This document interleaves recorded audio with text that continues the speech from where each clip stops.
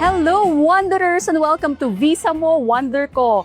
And today, pag-uusapan natin ang most interesting visa of all, the US visa. But bago yan, show us some love naman and like and subscribe our channel. So tara guys, pag-usapan na natin and let's explore USA in Manila.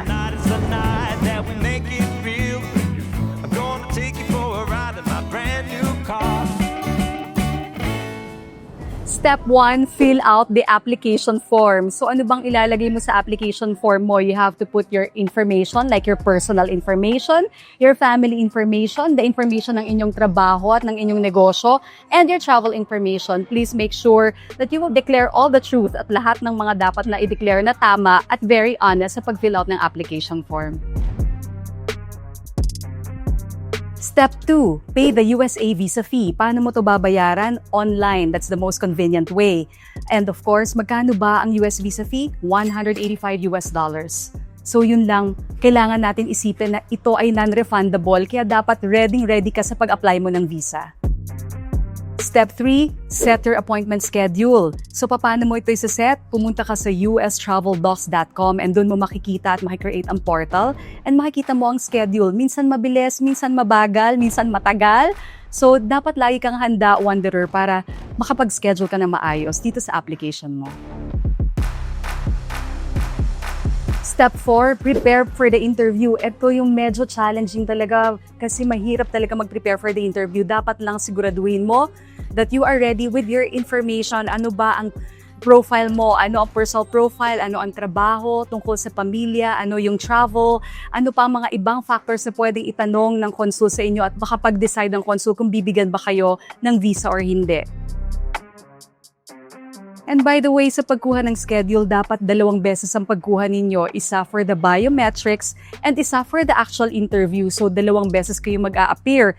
Isa sa Parcal, sa Parañaque, at isa sa US Embassy sa Rojas Boulevard. So 2 times po ang kukunin ninyo na schedule for your appearance and biometrics. Siguro nagtataka kayo kung nasan tayo ngayon. This is the Filling Station Restaurant in the heart of Makati City. Diba sobrang American vibe?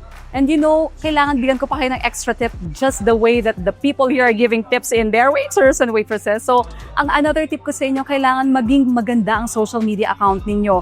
Remember that in the DS-160 form, inilalagay nyo ang social media account ninyo. This is the confirmation of what you are declaring the social media and in the application form ninyo sa DS-160.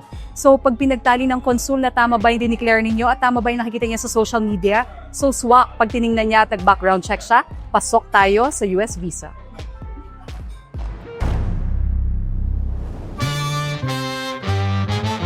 We are here in Rockwell, Makati City. Nakita nyo naman, New York ang vibe ng mga buildings dito. And so, nandito na tayo ngayon sa stage na magde-decide na tayo paano ba natin paghahandaan ang ating interview at ang pag-submit ng application natin. Natapos na tayo with all the steps kung paano kayo makakuha ng interview at saka mga appointments. So ngayon, pag-uusapan naman natin ano bang gagawin ninyo para maisakatuparan na tong American dream ninyo na to. Okay, so meron tayong 2 choices again. You have to do DIY, that's number 1. Ano ba ang DIY? Do it yourself. So kayo ang gagawa ng application ninyo. Ikaw ang magpa-process ng visa mo. Pero ano ba ang consequence nito? Ano ba ang pros and cons na kaakibat nito? So sa pros muna tayo, of course. Pag ikaw ang gumawa, syempre mas tipid. You're just going to pay for the visa fee. Kung anong charge ng embassy, yun lang ang babayaran mo. And after that, syempre flexible ka sa time mo kung kailan mo gustong gawin at your own pace kasi wala kang ibang iniisip kundi paano mo gagawin tong application. And then syempre, control mo lahat. Ikaw gagawa ng form, ikaw ang magde-decide for yourself. So yun yung mga pros. Ibig sabihin, ikaw ang may desisyon, ikaw ang lahat na may hawak. Ngayon, ano naman ang consequences nito? Mahirap ito lalo na pag first-timer ka. Ibig sabihin, wala kang makukuhang guidance from anyone knowledgeable about the visa application. Walang mag-check ng form mo, walang mag-guide ng visa application mo. Ikaw rin ang bahala mag-practice sa interview mo. Paano mo ba ito gagawin? Ano ba ang mga tanong ng consul? Hindi mo rin alam. So definitely, okay guys, tawid muna tayo. Kasi nakakatakot. Baka mabangga tayo dito. So definitely, the DIY option are for the applicants who are skillful and independent enough to handle their visa application. So another option para mas mataas ang chance na makakuha tayo ng US visa, if hindi ka pa confident kumuha mag-isa, is to seek for assistance of a travel expert. So the travel expert will guide you through anong gagawin ni travel expert. Pag-usapan pa natin yan, Wanderers. Nandito tayo ngayon sa streets of LA. Ay, mali, BGC pala to kasi mukhang LA yung basketball court dyan. Kailangan nating pag-usapan ngayon, ano ba yung mga ginagawa ng third party na kukunin ninyo na travel expert para mag-ayos ng US visa ninyo. Honest to goodness, ito po, sasabihin ko po sa inyo how we really go through with all of this application. Okay, first of all, kailangan natin ng matindihang assessment. Assessment means that the client has to lay down all the cards. Hindi lang po personal information, hindi lang trabaho, hindi lang family, hindi lang travel, pati po yung mga bagay na kailangang malaman ko bilang travel expert para alam ko kung paano ko i-handle yung application ninyo. So this assessment is the preparation or this is the tool para alam ko as a travel expert kung paano natin i-visualize ang inyong application. So paano ko i-present ito, kailangan malaman ko all information about you. And this is the first step that I actually recommend to all kasi dito talagang malalaman natin lahat. And I want na pag nag-assess tayo, makikita ko kung ano yung strong points ninyo na pwede kong sabihin sa consul or sa embassy para ma-convince natin sila na bigyan tayo ng tourist visa. As you all know, marami pong mga Pilipino ang nabigyan ng pagkakataon na magkaroon ng US visa pero nagkaroon po ng overstay records. Aray ko! So dito po ang embassy is very much thinking na pag ba itong applicant na ito pinigyan ko, wala ba siyang tendency na mag-overstay sa Amerika? So yun yung hinahanap ko na sagot sa assessment pa lang. And in assessment, I am very honest actually. Sa assessment sinasabi ko, may pag-asa ba ito or matindi ba ang kailangan improvement ng dokumento? Because sa assessment, more or less makita natin ano ba ang magiging status ng decision ng consul. Because I am thinking for myself, if ako yung consul and ito ang aplikante sa harapan ko or ito yung application na mababasa ko, bibigyan ko ba to ng visa? So that's number 1, assessment muna tayo.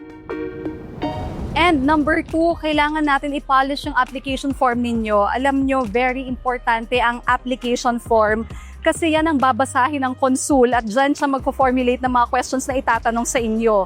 So ang laman ng application form ninyo, kailangan lahat ng strong points ninyo. Alam mo, ang application form minsan parang na-overlook siya karamihan ng mga applicants. Hindi sila naglalagay ng kumpletong detalye or hindi nila showcase ang lahat ng strong points nila. And this is what I do with my clients. Ang sinasabi ko po lagi, we have to showcase the strong points na meron ka. So ano ba yung meron ka? For example, maganda yung trabaho mo, maganda yung negosyo mo, marami kang property sa Pilipinas, or meron ka pang other sources of income. Nilalagay ko po yan lahat sa application form ninyo. And meron po dun sa application form sa DS-160 na isang portion na nakalagay, describe your duties and responsibilities. I really maximize that space by telling in the application form kung anong strong points ng client. So nilalagay ko po doon lahat ng pwede na based doon sa assessment namin na ginawa, i-showcase ko po yan sa application form ninyo. So hindi siya one size fits all kasi iba-ibang tao, iba-ibang profile, iba-ibang style. 'Di ba? So hindi natin masasabi, I really need to know who you are, what you have, and ano ang kwento mo behind it. Like, baka mamaya meron ka ng mga kapamilya na nag-overstay na pala na history na record sa Amerika. So yung mga ganon, it really has to be laid out to me. Kailangan ko pong malaman yung lahat para alam ko kung paano natin aayusin ang applications ninyo. And alam nyo, ang mga consul, they only need things na magko-convince sa kanila para bigyan ka ng visa. Ano ba yon? Yung proof of ties in the Philippines. Ibig sabihin, after ng leisure trip mo, babalik ka sa Pilipinas. Yun lang yung gusto nilang makita. And bakit ka babalik sa Pilipinas? Kasi may maganda kang kabuhayan, may establish ka na trabaho, maganda ang negosyo mo dito, may mga pag-aari ka dito. We really have to show something na magpo-prove ng strong ties ninyo sa Pilipinas. And of course, financial ties. Kailangan maganda yung financial ties nyo. Kasi yung financial ties, yun yung magpo-prove na may capacity kayo na gumastos or maka-afford ng travel to the USA.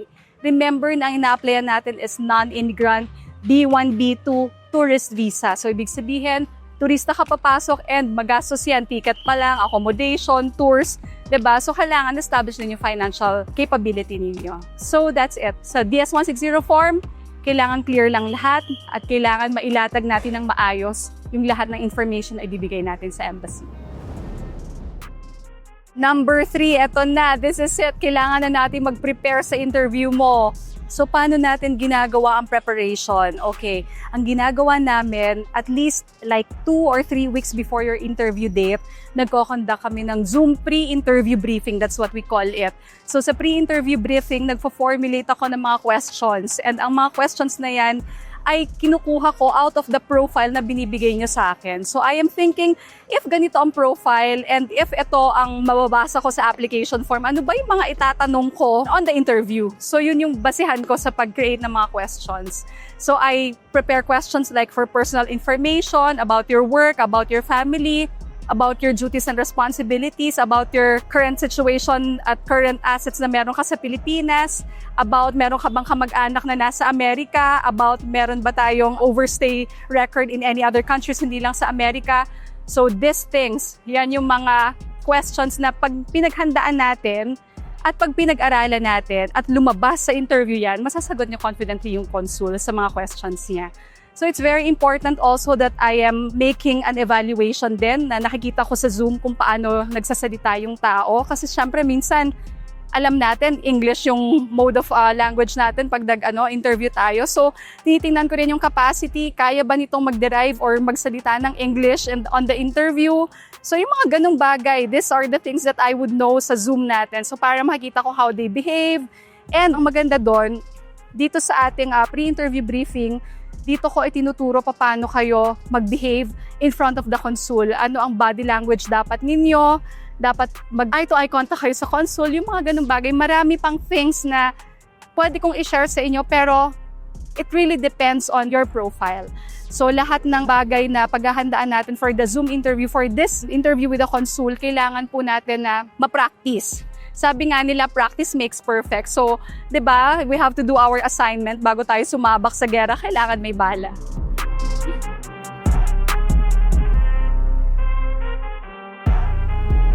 And we are so close to the end of the application. Ito na yung kinakakaba ng marami, ang interview portion.